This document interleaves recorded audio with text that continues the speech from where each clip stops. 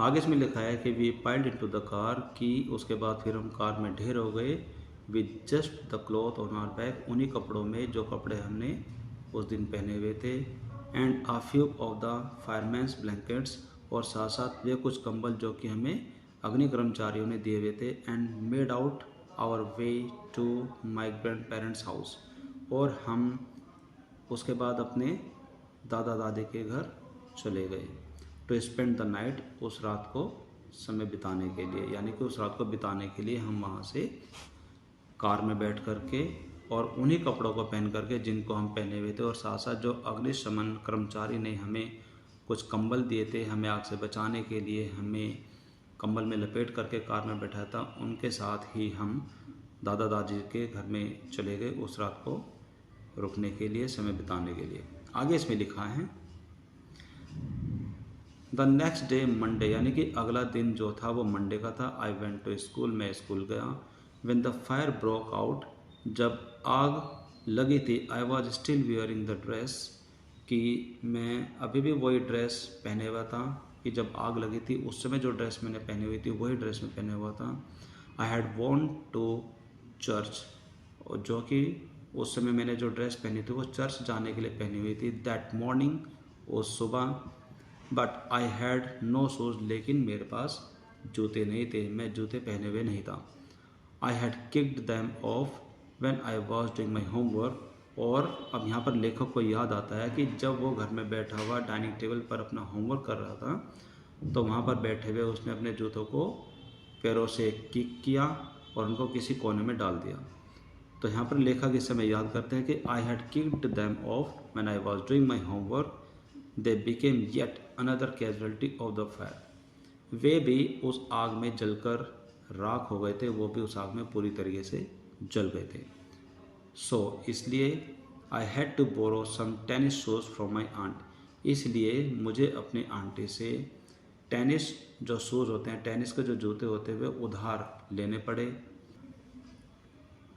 आगे इसमें लिखा है कि Y could I not just stay at home from school, कि लेखक का जो मन था वो स्कूल जाने का नहीं था, वो चाहता था कि वो घर पर रुक जाए। My mother would not here of it, कि मेरी मदर को ये सुनाई नहीं दिया था। But I was totally embarrassed by everything, और जो भी कुछ मेरे जीवन में हुआ था, मेरे परिवार के साथ हुआ था, मैं उससे पूरी तरीके से घबरा हुआ था, मैं पूरी तरीके से परेशान था। द क्लोथ, वे कपड़े, आई वॉज वियरिंग, जिन कपड़ों को मैं पहने हुए था वे कपड़े, लुक वियर्ड, वो बहुत ही भद्दे गंदे नज़र आ रहे थे। I had no books, no homework, and my backpack was gone, मेरे पास उस समय ना तो कोई किताब थी, ना ही कोई होमवर्क था, और ना ही मेरा स्कूल का बैग था, वो सब आग में जल चुके थे, वो ख़त्म हो चुके थे। यहाँ पर बैक पैक का मतलब है उनका जो स्कूल का जो बैग था उसको बैकपैक लेखक ने कहा। आगे इसमें लिखा है कि I had my life in that backpack, कि उस स्कूल के बैग में लगता था कि जैसे कि मेरा जीवन उसी स्कूल के बैग में था। आगे लेखक हमें इसमें बताते हैं कि the more I try to fit it, कि मैं जितना कोशिश करता था अपने आप को फिट रखने के लिए, अपने आप को व्यवस्थित रखने की, द वर्स्ट इट गॉट, उतना ही बेकार हो जाता था। वॉज ए डेस्टिन, क्या मेरी किस्मत में यही लिखा था टू बी एन आउटकास्ट, एक ऐसा बच्चा बन जाए जिसको हाका जा सके, जिसको खदेड़ा जा सके, and geek all my life, और ऐसा ही मैं पूरे जीवन में चलता रहूं, क्या यही मेरे जीवन में सब लिखा था। तो यहाँ पर इस समय लेखक बहुत ही ज़्यादा दुखी है और वो ये कह रहा है कि क्या मेरे भाग्य में सारी उम्र सारा समय एक बहिष्कृत और जंगली की तरह हाके जाने वाला ही लिखा था। That is what I felt like, और ऐसा उस समय लेखक के दिमाग में चल रहा था, लेखक को ऐसा फील हो रहा था। आगे इसमें लिखा है कि I did not want to grow up, अब लेखक इसमें बताते हैं कि मैं बड़ा होना नहीं चाहता था। चेंज और हैव टू हैंडल लाइफ, और मैं अपने जीवन में कोई परिवर्तन नहीं चाहता था कि मैं बड़ा होकर के ज़िंदगी को हैंडल करूं, ऐसा मैं बिल्कुल भी नहीं चाहता था। It was going to be this way, जिस तरीके की ज़िंदगी उस समय चल रही थी मैं बिल्कुल भी आगे नहीं बढ़ना चाहता था। I just wanted to curl up and die, और मैं उस समय जब भी के जब भी मर जाना चाहता था, क्योंकि उसके जीवन में सब कुछ खत्म हो गया है, ऐसा उसको महसूस हो रहा था। आगे इसमें लिखा है कि I walked around school like a zombie, और मैं एक ज़ॉम्बी की तरह स्कूल की तरफ बढ़ रहा था। ज़ॉम्बी एक ऐसी स्थिति होती है जब व्यक्ति के अंदर कोई उत्साह नहीं बचा, कोई उमंग नहीं बची, वो निरुत्साह हो गया, उसके अंदर उदासीपन छा रहा है। तो एक ज़ॉम्बी की तरह वह स्कूल की तरफ बढ़ रहा था। Everything felt shrill and I was not sure what was going to happen, और सब कुछ बहुत ही बुरा, बहुत ही बेकार हो रहा था। And I was not sure, और आगे लेखक बताते हैं कि मुझे बिल्कुल भी श्योर नहीं था कि आगे क्या होगा। आगे लेखक इसमें बताना चाहता है कि all the security I had known, सारी की सारी सुरक्षा जो कि वह जानते थे, यानी कि अब लेखक बताता है सारी सुरक्षा जो कि मैं जानता था, जो कि मुझे पता थी, फ्रॉम माई ओल्ड स्कूल, मेरे पुराने स्कूल से, माई फ्रेंड्स, मेरे मित्रों से, माई हाउस, मेरे घर से, एंड माई कैट, और मेरे बिल्ली से, had all been dripped away, और वे सारी की सारी सुरक्षाएँ, सारी की सारी सिक्योरिटी अब मुझसे दूर जा चुकी थी। अब मेरे पास कुछ भी नहीं था, उसको ऐसा महसूस हो रहा था। आगे इसमें लिखा है कि when I walk through what used to be my house, और जब मैं उस जगह से गुजर रहा था, चलते चलते उस जगह से आगे बढ़ रहा था जहाँ पर वो जो जगह थी जो कभी मेरा घर हुआ करता था, यानी कि इस समय जो लेखक है वो उस जले हुए घर के सामने से गुजर रहा था जो कभी उनका अपना घर हुआ करता था। After school that day, school के बाद जब उस जगह से वो गुजर रहा था, I was shocked to see how much damage there was, और वह देख करके बहुत ज़्यादा शौक है, उसको झटका लगा कि कितना बड़ा नुकसान हुआ, कि पूरा का पूरा घर उसका जल गया था। ये देख करके उसको बहुत बड़ा झटका लगा। Whatever had not burn was destroyed by the water and chemical that had used to put out the fire, कि वहाँ पर कुछ ऐसी चीज़ें थी जो जली नहीं थी, जो डिस्ट्रॉय नहीं होती बाय वाटर, जो कि पानी की सहायता से जो केमिकल वहाँ पर आग बुझाने के लिए डाला गया था वो साफ साफ वहाँ पर नज़र आ रहा था, वो नहीं जला था। The only material things not destroyed, वहाँ पर सिर्फ एक ही चीज़ थी जो कि वहाँ पर जलकर बर्बाद नहीं हुई थी, वर द फोटो एल्बम्स, जो कि वहाँ पर फ़ोटो एल्बम थी, documents and some other personal items, कुछ कागजात थे, and some other personal items, और कुछ पर्सनल चीज़ें थी, that my mother had manage to heroically rescued, जो कि मेरी मदर ने पूरी हिम्मत के साथ बचाने की कोशिश की थी। जैसे कि कोई हीरो बन करके किसी भी चीज़ को बचाने की कोशिश करता है, उस हिम्मत से जो भी कुछ चीज़ें मेरी मदर बचाने में कामयाब हो गई थी, जैसे कि फ़ोटो एल्बम हैं, कुछ कागजात हैं, और कुछ पर्सनल चीज़ें, सिर्फ वही चीज़ें थी जो कि बची हुई थी, बाकी सब कुछ बर्बाद हो गया था। आगे इसमें लिखा है कि but my cat was gone, लेकिन मेरी बिल्ली जा चुकी थी, मेरी बिल्ली मुझे कहीं नज़र नहीं आ रही थी। माई हार्ट एस्ट फॉर हर, मेरा जो हृदय था उसके लिए दर्द महसूस करता था। यानी कि अब लेखक ये बताना चाहते हैं कि वो अपनी बिल्ली को याद करके पल पल रोया करते थे, उसको अपनी बिल्ली की याद बहुत आती थी। आगे इसमें लिखा है कि there was no time to grieve, कि अब शोक मनाने का, दुख मनाने का कोई समय नहीं था।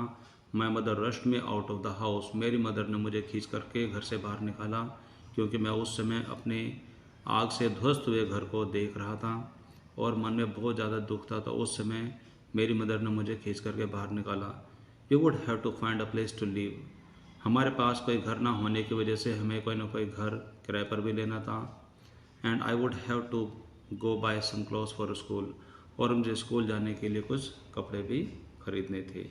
आगे इसके अंदर लिखा है कि we had to borrow money from my grandparents, कि हमें मेरे दादा दादी से कुछ पैसे उधार लेने थे, because there was no credit card, cash और even an identification to be able to withdraw money from the bank, क्योंकि उस आग की वजह से हमारा सारा सामान जल चुका था, तो जिसकी वजह से हमारे पास ना तो कोई क्रेडिट कार्ड बचा, ना कोई कैश, कोई नकद पैसा बचा, और यहाँ तक कि कोई आइडेंटिफिकेशन यानी कि आईडी प्रूफ बचा, जिससे कि हम अपने बैंक से कोई पैसा निकाल सके। Everything had gone up in smoke. सब कुछ ध्वस्त हो गया था, सब कुछ जलकर राख हो गया था। आगे इसमें लिखा है कि that week the rubble that use to be our house. उस समय जो ये रबल था जो कि हमारा कभी घर हुआ करता था। रबल का मतलब होता है जो ईंट पत्थर वहाँ पर जो टूटे हुए पड़े थे आग लगने की वजह से, उसको बोलते हैं रबल। कि जो रबल कभी हमारा घर हुआ करता था was being cleared of the lot, वो कुछ हद तक साफ हो चुका था। Even though we had rented an apartment nearby, हालांकि हमने पास ही में एक अपार्टमेंट को किराए पर ले लिया था वहाँ पर रहने के लिए। I would go over to watch them clear away debris, और मैं वहाँ से अपने पुराने घर की तरफ जाता था और वहाँ देखता था कि उसको साफ़ किया जा रहा है, उसको साफ़ होते हुए मैं देखा करता था। होपिंग दैट, इस उम्मीद में, यानी कि यह आशा मन में लिए हुए, that my cat was somewhere to be found, कि वहाँ पर मेरी जो बिल्ली थी वो कहीं ना कहीं मिल जाए। शी वॉज गॉन, वो जा चुकी थी। आई कैप्ट थिंकिंग, मैं हमेशा यही सोचा करता था, मेरे मन में यही चलता रहता था अबाउट हर, उस बिल्ली के बारे में। As that vulnerable little kitten, कि वह एक नाजुक सी छोटी सी प्यारी जो बिल्ली थी। इन द अर्ली मॉर्निंग, सुबह सुबह, इन द अर्ली मॉर्निंग, सुबह सुबह, when I would disturb her, कि जब मैं उसे सुबह थोड़ा परेशान, थोड़ा उसको उसके साथ मस्ती किया करता था। And get out of the bed, और बेड से जब मैं उठा करता था, she would tag along after me, और वह मेरे पीछे पड़ी रहती थी, मेरे साथ वो खेला करती थी। क्लाइंब अप माई रोब, और मेरे कपड़ों पर चढ़ा करती थी। And crawl into my pocket, और मेरी पॉकेट में आकर के वो बैठ जाया करती थी और वहीं पर वो सो जाया करती थी। I was missing her terribly, मैं उसे बुरी तरीके से बहुत बहुत ज़्यादा याद कर रहा था। आगे इसके अंदर लिखा है कि इट ऑलवेज सीम्स, हमेशा ऐसा प्रतीत होता है, that bad news spread quickly, कि जो बुरी घटना होती है वो बहुत ही जल्दी फैलती है। इन माई केस, और जो घटना हमारे साथ घटी थी, इट वॉज नो डिफरेंट, यह भी कोई अलग घटना नहीं थी। Every one in high school में हर एक, यानी कि प्रत्येक को इस घटना के बारे में पता था, इंक्लूडिंग द टीचर्स, यहाँ तक कि टीचर्स को भी इन सारी घटनाओं के बारे में पता था। Was aware of my plight, हमारी इस कंडीशन के बारे में सभी टीचर्स को हाई स्कूल में पता था। I was embarrassed as if somehow I was responsible, और यह सब देख करके मैं पूरी तरीके से एम्बेरेस था, बहुत ज़्यादा घबराया हुआ था, जैसे कि मानो कि कहीं ना कहीं मैं ही इस चीज़ के पीछे जिम्मेदार हूँ, इस घटना के पीछे मैं ही जिम्मेदार हूँ। What a way to start off a new school, क्या तरीका है एक नया स्कूल को स्टार्ट करने का। मेरे मन में यही चल रहा था कि क्या तरीका है किसी नए स्कूल को स्टार्ट करने का, कि मेरे घर में इतनी बड़ी घटना हो जाती है। It was not the kind of attention I was looking for, इस प्रकार के ध्यान की आशा मैं कभी भी नहीं कर रहा था कि मेरा कोई नुकसान हो जाएगा और तब मैं स्कूल में जाऊंगा तो सब मुझे बड़े अजीब तरीके से देखेंगे। इस प्रकार के ध्यान की आशा मैं कभी भी नहीं कर रहा था। तो इसीलिए मेरे मन में चल रहा था कि क्या शुरुआत है एक नए स्कूल की। आगे इसके अंदर लिखा है, the next day at school, अगले दिन स्कूल में, people were acting even more strange than usual. अगले दिन स्कूल में जब मैं पहुंचा तो जो लोग थे वे कुछ और भी ज़्यादा अजनबी महसूस हो रहे थे आम दिनों के मुकाबले। I was getting ready for gym class at my locker, और मैं अपने लॉकर के पास जिम की क्लास के लिए तैयार हो रहा था। People were milling around me, और पीपल यूं ही, वहाँ के जो लोग थे वो यूं ही मेरे आसपास आकर के इकट्ठा हो रहे थे। Asking me to hurry up, और मुझे तैयार जो मैं हो रहा था मुझे जल्दी जल्दी करने के लिए कह रहे थे कि तुम जल्दी तैयार हो। आई थॉट, मैंने सोचा, इट इज स्ट्रेंज, कि यह अजीब बात है, but in the light of the past few weeks, लेकिन अगर मैं पिछले कुछ सप्ताह की घटना पर ध्यान दूं, नथिंग वुड सरप्राइज मी, कि कुछ भी मेरे लिए हैरानी की बात नहीं थी। इट ऑलमोस्ट सीम्ड, लगभग ये ऐसा प्रतीत हो रहा था, that they were trying to show me into the gym, कि मुझे ऐसा महसूस हो रहा था कि वो मुझे जिम की तरफ जानबूझकर धकेलने की कोशिश कर रही है। देन आई सो वाई, फिर मैंने देखा लेकिन क्यों, मुझे लगा कि जो ये कर रहे हैं ऐसा क्यों क्यों कर रहे हैं ये। आगे इसके अंदर लिखा है कि there was a big table set up with all kind of stuff on it. और जब मैं जिम की तरफ गया, उस हॉल में गया, तो वहाँ पर एक बहुत बड़ा टेबल था जिसके ऊपर बहुत सारी चीज़ें रखी हुई थी, बहुत सारा सामान उसके ऊपर रखा हुआ था, जस्ट फॉर मी, सिर्फ और सिर्फ मेरे लिए।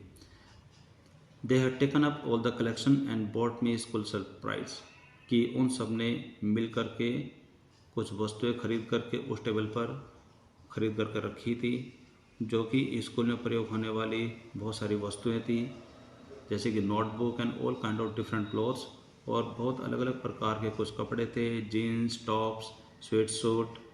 इट वॉज लाइक क्रिसमस, कि उस टेबल पर इतनी सारी वस्तुएं जो कि उन सब ने मिल करके खरीद करके उस टेबल पर रखी थी, मेरे लिए रखी हुई थी, जिसके अंदर स्कूल में प्रयोग होने वाली वस्तुएं थी, नोटबुक थी और all kind of clothes, jeans, top, sweat suit.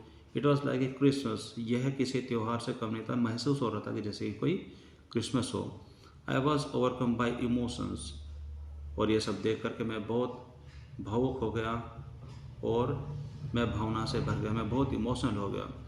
People who had never spoken to me before, कि वे लोग जो आज तक कभी भी मुझसे बोलते नहीं थे, were coming up to me to introduce themselves, और वे आज मेरे पास आ रहे थे और खुद को परिचित करवा रहे थे। I got all kinds of invitations of their house, और मैं उन सब से मिलने वाले उनके घर के लिए जो निमंत्रण थे मैं उनको स्वीकार कर रहा था। मुझे वे सारे निमंत्रण मिल रहे थे जो कि वो मुझे अपने घर के लिए दे रहे थे। Their genuine outpouring of concern, की उनके मन में जो मेरे लिए सच्ची भावना थी, रियली टच्ड मी, उस भावना ने सच में मेरे दिल को छू लिया था। आगे इसके अंदर लिखा है कि in that instant I finally breath a sigh of relief, यह सब देख करके अंततः मैंने एक राहत की सांस ली। साई ऑफ रिलीफ का मतलब होता है राहत की सांस, यानी कि अब लेखक बताना चाहते हैं कि ये सब देख करके मेरे मन में एक राहत की फीलिंग है, राहत की सांस उसने ली। And thought for first time, और उस घटना के बाद पहली बार मैंने सोचा, मुझे लगा, मेरे दिमाग में आया that things were going to be okay, कि अब चीज़ें ठीक होने जा रही हैं। I made friends that day, और उस दिन मैंने दोस्त बनाए। आगे इसके अंदर लिखा है कि अ मंथ लेटर, एक महीने के बाद, I was at my house watching them rebuilt it, एक महीने के बाद मैं अपने घर पर था और अपने उस पुराने टूटे फूटे घर को दोबारा बनते हुए देख रहा था, यानी कि जो वे लोग थे वो मेरे घर को भी बना रहे थे। But this time it was different, लेकिन इस बार यह कुछ अलग बात थी। आई वॉज नॉट अलोन, मैं अकेला नहीं था। I was with two of my new friends from my school, मैं अपने दो नए मित्रों के साथ था जो कि उस नए स्कूल से थे। It took a fire for me to stop focusing on my feelings and insecurity and open up to all the wonderful friends around me, कि उन सब से घुलने मिलने के लिए एक आग का लगना ज़रूरी था। For me to stop focusing on my feeling, कि मैं जो कि हमेशा अपने ही फीलिंग्स पर, जो कि इनसिक्योरिटी यानी कि असुरक्षा की जो भावना थी जो मेरे मन में हमेशा चल रही थी उस नए स्कूल में, उन सब को रोकने के लिए एक आग का लगना था। ये सब मेरे दिमाग में चलता। क्या ये सब एक आग का लगना ज़रूरी था कि ये जो मैं अपनी मन की भावनाएं, जो असुरक्षा की जो भावनाएं मेरे मन में चल रहे थे नए स्कूल को लेकर के, उन सबको ख़त्म करने के लिए, and open up to all the wonderful people, और उन सारे जो लोग थे वहाँ के, उन सब से घुलने मिलने के लिए जो कि मेरे आसपास थे, तो क्या उन सबको मिलने के लिए एक आग का लगना ज़रूरी था। ये सब चीज़ें मेरे दिमाग में चल रही थी। नाउ अब I was sitting there watching my house being rebuilt, और अब मैं वहाँ पर बैठा हुआ अपने उस घर को देख रहा था जो कि दोबारा बनाया जा रहा था। When I realised my life was doing the same thing, अब मैं ये फील कर रहा था, मुझे फील हुआ कि माई life was doing the same thing, कि मेरी ज़िंदगी में अब सब कुछ पहले जैसा हो रहा है। आगे इसमें लिखा है कि while we sat there on the curb. जब हम किनारे पर बैठे प्लानिंग माई न्यू बेडरूम और अपने नए बेडरूम की हम परियोजना बना रहे थे, I heard someone walk up to me from behind and say, कि मैंने एक आवाज़ सुनी कि कोई मेरे पीछे आया और मुझे कहा, does it belong to you, क्या यह तुम्हारी है? When I turned around to see who is it, और जब मैंने यह देखने के लिए पीछे मुड़ा कि यह आवाज़ किसकी है, I could not believe my eyes. ये सब देख करके मैं अपनी आंखों पर विश्वास नहीं कर सका. A woman was standing there. वहाँ पर एक महिला खड़ी थी, holding my cat. मेरी बिल्ली को अपनी गोद में पकड़े हुए, और वही महिला मुझे पीछे खड़े होकर के आवाज़ दे रही थी, क्या ये तुम्हारी है? I leapt up and grabbed her. मैं झट से उछला और उसको लपक लिया और उसको हग किया, उसको ग्रैब कर लिया. Out of the woman's arm, उस महिला के हाथों से मैंने उस बिल्ली को झट से अपनी बाहों में ले लिया. एंड हेल्ड हर, और उसको पकड़ लिया. Close to me and cried into that beautiful orange fur, और उसको झट से पकड़कर मैंने अपने बाहों में भर लिया. And cried into that beautiful orange fur, और उस बिल्ली के सुंदर सुंदर नारंगी फर में मुंह डाल करके मैं बहुत रोया. शी पर्ड हैप्पीली, वह भी खुशी से आवाज़ कर रही थी. माई फ्रेंड्स वर हगिंग मी, मेरे जो दोस्त थे वो मुझे हग कर रहे थे, वो मुझे गले लगा रहे थे. Hugging the cat and jumping around, और वह मेरे प्यारे बिल्ली को भी हग कर रहे थे. एंड जंपिंग अराउंड, और खुशी के मारे मेरे चारों ओर उछल कूद रहे थे. आगे इसके अंदर लिखा है, अपीरेंटली, स्पष्ट रूप से बात यह है कि my cat had been so freaked by the fire, कि जो मेरी बिल्ली है वो आग से इतना डर गई थी that she run over a mile away, कि वो उस डर की वजह से मीलों दूर चली गई थी. Her collar had our phone number on it, जो उसके गले में एक कॉलर था उसके ऊपर हमारे घर का फ़ोन नंबर लिखा हुआ था. But our phones had been destroyed and disconnected, लेकिन इस आग की दुर्घटना की वजह से हमारे फ़ोन भी सब डिस्ट्रॉय हो गए थे, ख़त्म हो गए थे. एंड डिसकनेक्टेड, और वो डिसकनेक्ट भी हो गए थे. दिस वंडरफुल वुमन, यह जो अद्भुत और प्यारी जो महिला थी, took her into and worked hard to find out whose cat is it, कि इस अद्भुत और प्यारी महिला ने इस बिल्ली को उठाया और अपने घर ले गई, और यह बिल्ली किसकी है यह जानने के लिए इस महिला ने बहुत मेहनत की. समहाउ शी न्यू, और कहीं ना कहीं वह महिला ये जान चुकी थी, वह ये जान गई थी, this cat was loved and surely missed, कि इस बिल्ली को बहुत प्यार दिया गया है और इसको याद किया जा रहा है. आगे इसके अंदर लिखा है कि एज आई सैट देयर, और जब मैं वहाँ बैठा था, विद माई फ्रेंड्स, अपने मित्रों के साथ, and my cat curled up in my lap, और जो मेरी बिल्ली है वो कुंडली मार करके मेरी बाजू में बैठ गई थी. आगे इसमें लिखा है कि as I sat there with my friends, और जब मैं वहाँ अपने दोस्तों के साथ बैठा था, and my cat curled up in my lap, और जो मेरी प्यारी छोटी सी जो बिल्ली थी जो कि अब मुझे मिल चुकी थी, वो कुंडली मार करके मेरी गोद में बैठ गई थी. All the overwhelming feeling of losing, उस समय मेरे जीवन में जो इतनी बड़ी जो घटना हुई है, जो हानि हुई है, जो शोकांत की जो भावना थी, of loss and tragedy seems to be diminish, वो घटती हुई महसूस हो रही थी. यानी कि मेरे मन में ये लग रहा था, ये चल रहा था कि हाँ, अब जो दुख की घड़ी है, जो इतना बड़ा जो नुकसान हुआ है, वो अब कम हो रहा है. I felt gratitude for my life, कि मैं अपने जीवन पर जो आभार है, जो जीवन का आभार है, मैं उसको महसूस कर रहा था. माई न्यू फ्रेंड्स, मेरे नए दोस्त, the kindness of A stranger, और अजनबियों की तरफ से जो दया करुणा थी, एंड द लाउड पर ऑफ माई बिलव्ड कैट, और अपनी प्यारी बिल्ली की जो प्यारी आवाज़ थी, मैं उन सब का आभार महसूस कर रहा था. My cat was back and so I was, मेरी बिल्ली वापस आ गई थी और मैं भी वापस आ गया था। तो ये सारी बातें इस चैप्टर में जो लेखक है वो हमें बताता है कि एक किशोर अवस्था की उम्र में जो उनका जीवन रहा, उनके जीवन में एक बहुत बड़ी घटना घटी, उनके घर में आग लग गई जिसकी वजह से उन्होंने सब कुछ खो दिया। लेकिन वहाँ पर जो रहने वाले जो लोग थे, स्कूल में जो उसके नए मित्र थे, जो कभी भी उससे कभी आज तक नहीं बोले थे, उन सब ने मिल कर के उसकी हेल्प की, उसके लिए जो भी ज़रूरी चीज़ें थी वो सब इकट्ठा करके उसके लिए लेकर के आए। ये सब देख करके जो लेखक का जो हृदय है वो करुणा और इमोशंस, भाव विभोर से भर गया था। तो ये सारी बातें इस चैप्टर के अंदर बताई गई हैं। Well my dear students, I hope that आपको ये चैप्टर बहुत पसंद आया होगा और आपने एक एक सेंटेंस को सुनकर इस पूरे चैप्टर की हिंदी को, इस चैप्टर का जो भाव है उसको समझने की कोशिश की होगी।